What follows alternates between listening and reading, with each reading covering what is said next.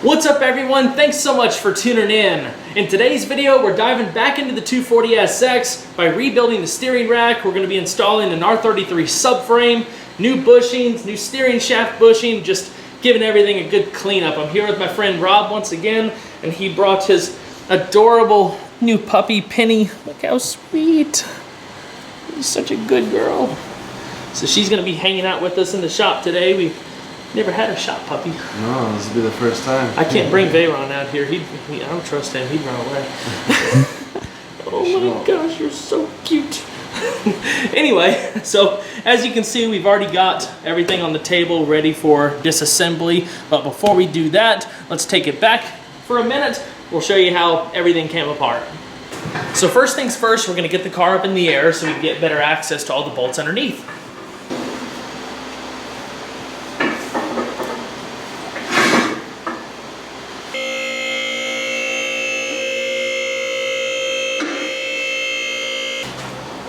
So we're going to take just the subframe. Let's take the wheels off. So we'll make them completely this off a little bit.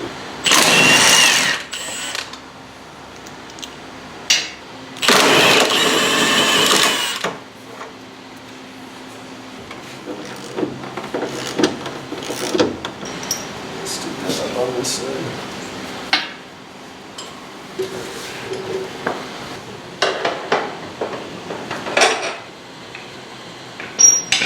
Looks like you might be doing another alignment on this in the near future. It'll be another alignment basically from scratch. Yep. Yeah, the tension rod sets are a little longer, so easy to keep track of those. So basically what we're doing right here is moving this chunk of the suspension out of the way so we have enough room to drop the subframe.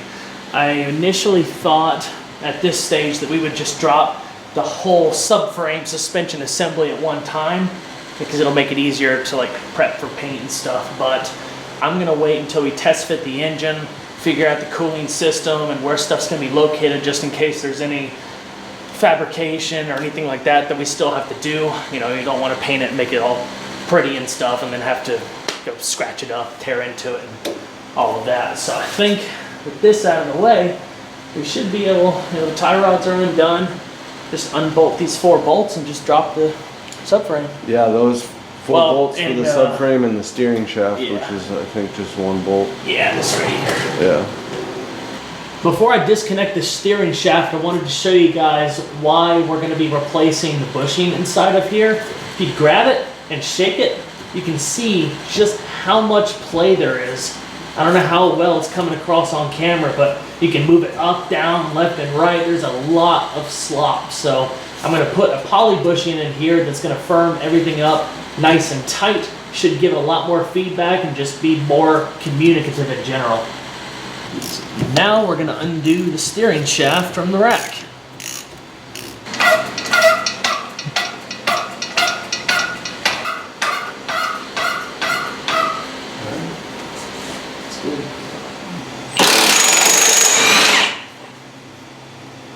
Down.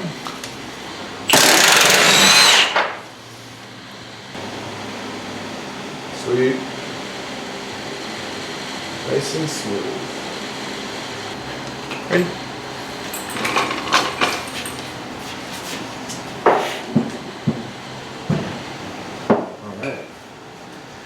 All right, we got the subframe and steering rack on the workbench. Now it's just a matter of systematically taking everything apart. We're gonna leave the rack on the subframe for now, just so we have a bit of extra leverage with getting some of these big bolts that have been on for probably forever loose. But yeah, we'll get everything cleaned up, put some new lines on it, new bushings. It's gonna turn out pretty sweet. You're so cute. You're the cutest puppy ever. Oh my god, you're so cute. Okay. Alright, I'm gonna go now. So first thing we're gonna do is remove the tie rod boots and then the tie rods from the inside so we're not changing the length of them unnecessarily. Hopefully make realigning it a little bit easier later. Yeah, everything will stay pretty much where it is. We'll just have to make minor adjustments on the alignment rack. Yeah, it's definitely leaking. which is one of the reasons why we're resealing this. So this little cover or holder or whatever you want to call it back here. It's basically so this can't loosen. Yeah, I put this is a new part I put on when I installed all this stuff. And you can bend it and stuff, but I'd rather not bend that if I can help it. Just go real gentle and then it pops right off. Awesome. Now I'll hold it up like this, and if you got, is it tight enough or is it already kind of loose? I'm gonna have to, it's gonna have to be. Maybe get broken. a big adjustable if you have one, and you stick it right on here, and that'll loosen it. Yeah, I got that.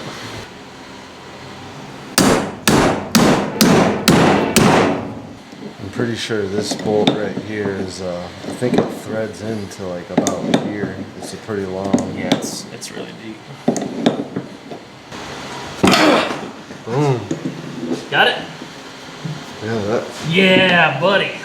That was a good shot right there.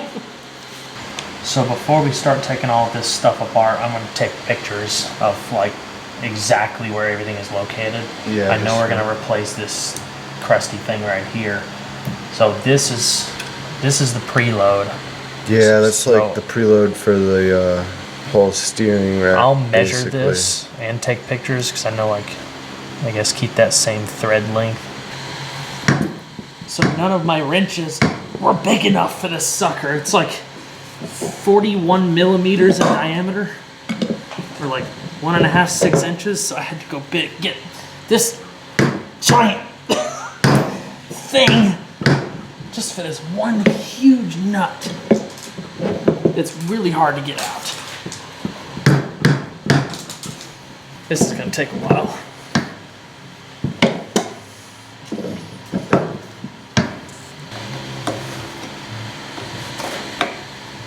So one of the things we're going to be doing here is removing the factory lines for the rack. We're going to be replacing them with these lines from Chase Bays. They have adapters with AN fittings. They're flexible, really nice quality pieces. So it will allow us to just delete these hard lines altogether for some fresh stuff, and should look pretty nice when it's all put back together. Another benefit to replacing these hard lines is just replacing some of these rusty connections. This one in particular is not in phenomenal shape. I don't have any proper line wrenches yet, which I need to get some of those, but I got some penetrating oil on this right now, and then we'll see if we can break it loose a little bit easier.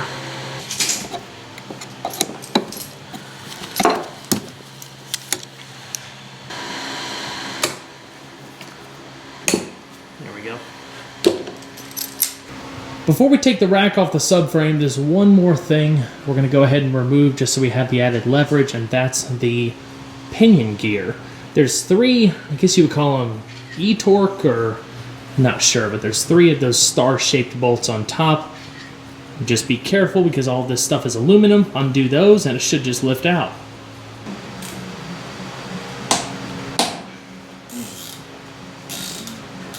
It's off too.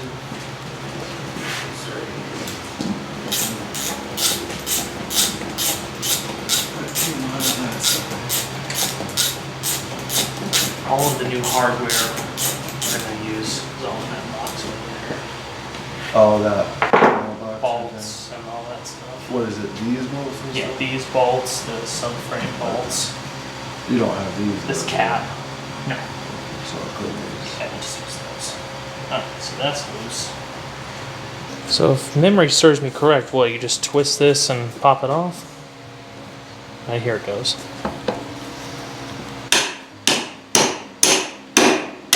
Alright. Just take a look at that and just make sure it's okay. It's alright. It's not okay. So we got the center shaft out now. It's a good time to go ahead and take the rest of the rack off the subframe. There's still some other things inside this tube that we have to remove. It's just a matter of paying really good attention of where everything goes and how everything's oriented, so it all goes back in the exact same way it came out. There you go.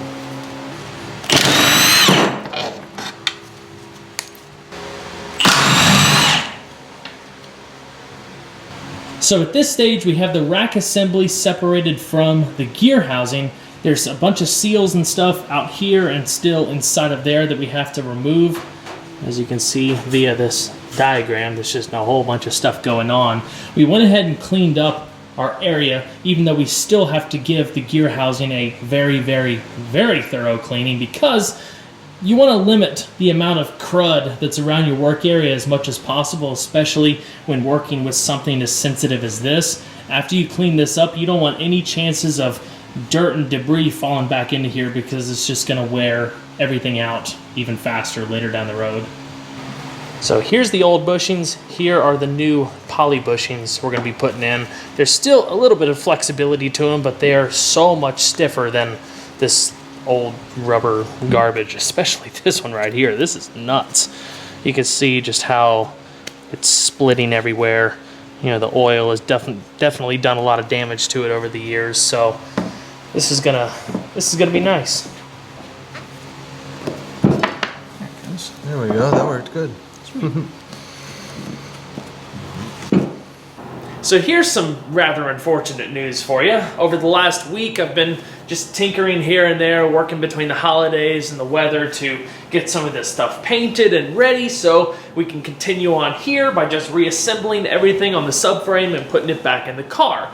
Last night, I started editing the video up to where we had stopped the other day and realized that this camera just did not record any of the rebuilding process. Piece of junk. It says that it's recording, the little light flashes, and it says recording, but it didn't record anything. So I've had tons of problems with that camera. I have problems with the camera that you guys are watching with right now. So I'm done.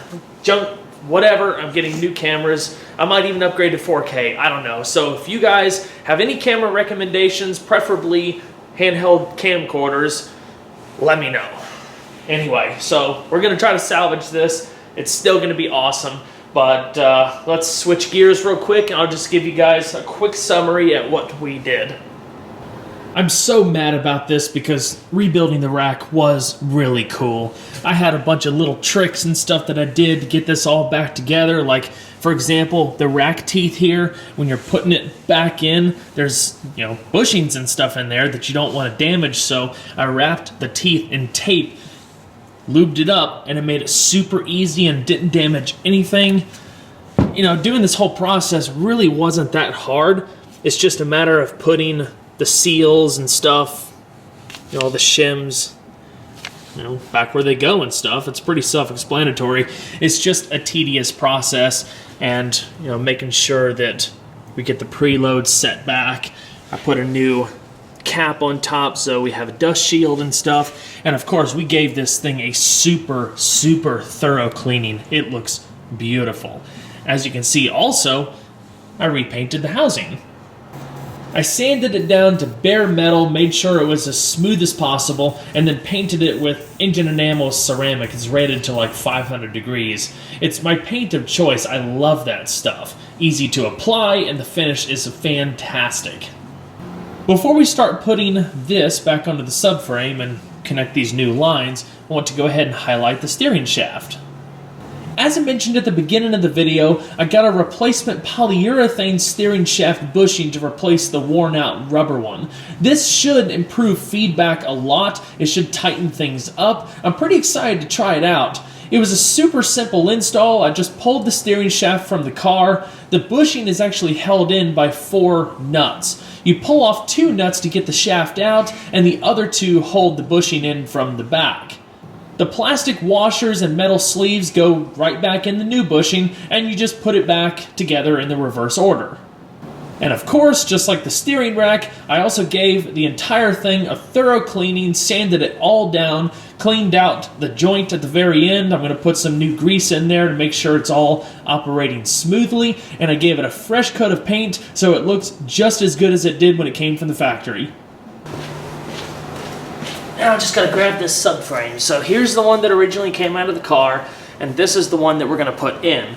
It's a R33 Skyline Subframe. All of the mounting points for all this stuff that we've been doing is the exact same, but the motor mount positions are gonna be different. So you know, I'll talk about this more in a separate video, but it's just gonna make installing the engine a bit easier.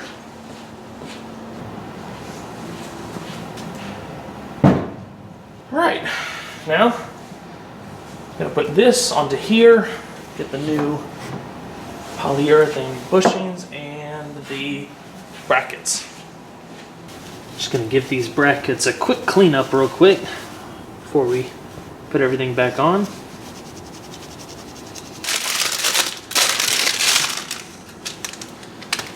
These are quite nice. A little bit of an upgrade over what was originally in it. And we just gotta grease these bushings.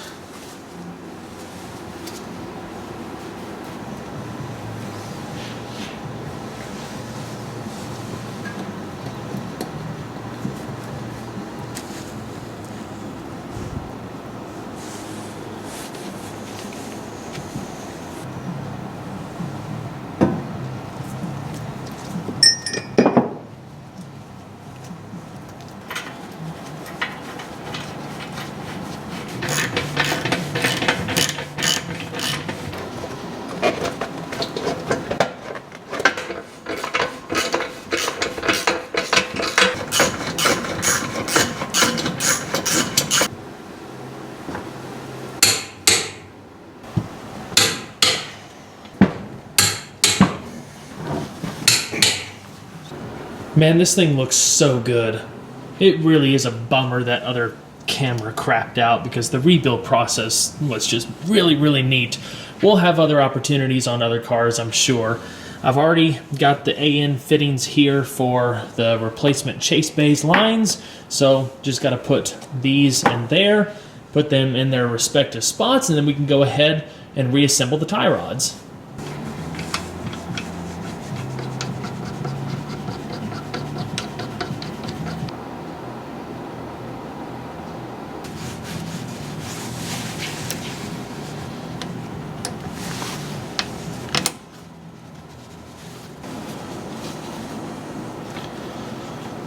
If you remember, the factory hard lines had a lot of bends and kinks in them and stuff, so since these are flexible, we kind of have, well, the flexibility of putting them where we want them to, whether it be for clearance or whatever. So I'm trying to align these right here to where they're kind of parallel and give us, well, that'll give us enough clearance over this bolt right here.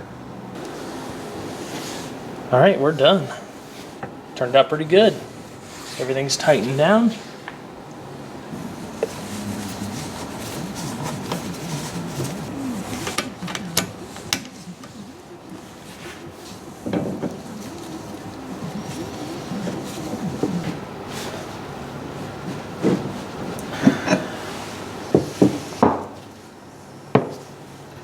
Alright guys, we're pretty much ready to start putting this stuff back in the car. The only thing I'm going to have to do later is find some new boot clamps. The ones that came in my steering rack rebuild kit are not exactly the right size. They won't fit over the ends of the rack. So if I can't find some at O'Reilly or whatever, I can just get some from Nissan. But that's not a big deal. It's sealed up. I have the little O-rings on this end here. The tie rods are all tightened down as they need to be.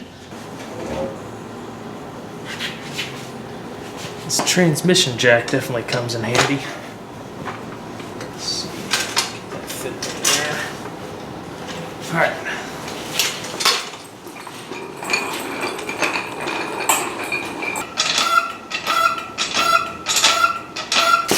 Got these big, beautiful new bolts to secure the subframe to the chassis.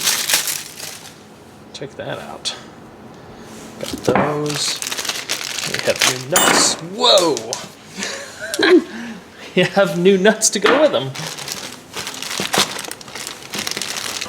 Yeah, and they just lift straight out. Just put those there for now. Clean this up first. So what I'm going to be actually doing here, obviously the engine bay needs to be fully repainted. There's going to be a lot of test fitting, putting the engine in, pulling it out, back and forth, back and forth, back and forth. So I just need this car where it can roll if I need to put it on a trailer or whatever. So we're gonna get everything hand tightened, and then, you know, when we're doing final assembly after all this is nice and pretty and stuff, we'll make sure to torque everything.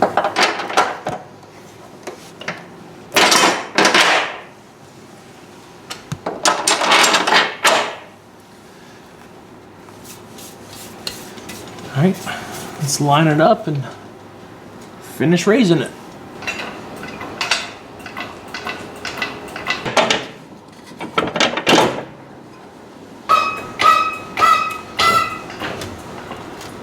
All right, it's pressed up.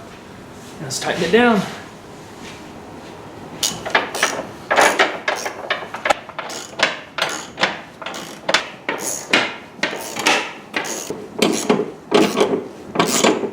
All right, let's go ahead and get the suspension back up so you can at least roll this thing around.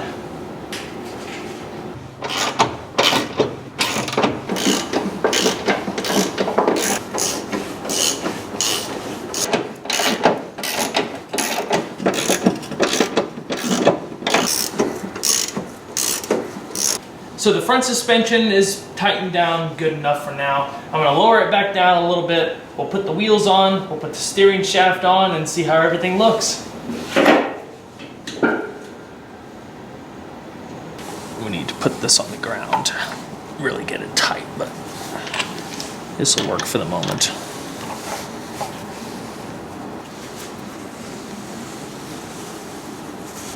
Now we're gonna get the car back on the ground fully. Make it a little bit easier to get to that steering shaft. Right.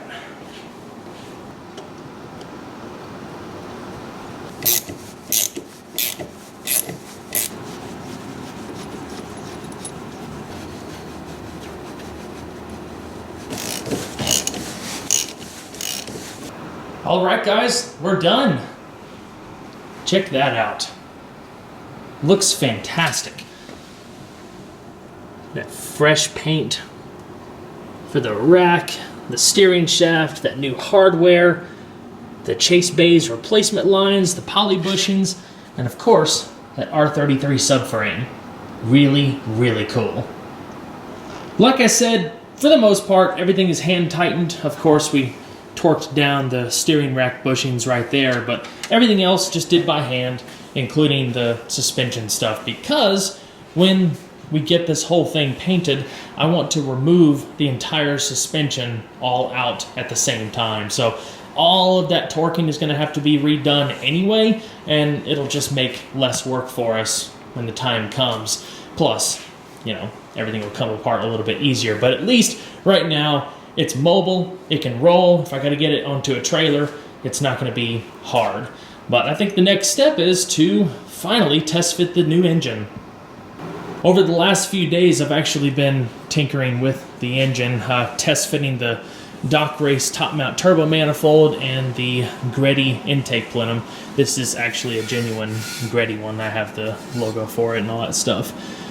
I had a Freddy, or fake Greddy as most people call it, and that thing was absolute garbage.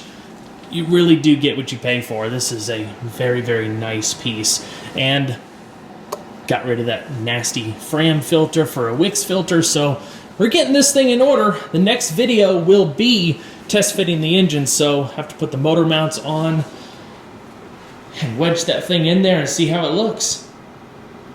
I've actually been on a little bit of a painting kick lately. You remember how nasty this brake booster was when we pulled it out? Because when I installed it, you know, it's a reman unit, it didn't have any sort of paint and stuff, and I didn't think about it beforehand, and it started to surface rust and it looked nasty. But coated it in that same engine enamel with ceramic. The finish looks fantastic. That's how it should have looked from the beginning. I'll tell you guys what, all these new parts really makes the engine bay look that much more crusty. But we'll get this thing taken care of. It's going to be really nice seeing this thing repainted. A lot of people asked me what color I was going to go with. Since I'm trying to do kind of an OEM type appearance with everything, I'm gonna keep it the original satin black, but carry it all the way into the fender wells and everything like that underneath the chassis, so it's a bit more uniform and will cover all of this kind of stuff. I think it's gonna look really clean. And of course, if you're wondering about the tremendous mess throughout the garage, if you missed the last video, we got this massive new Ting Tools Monster Mega Master Toolkit.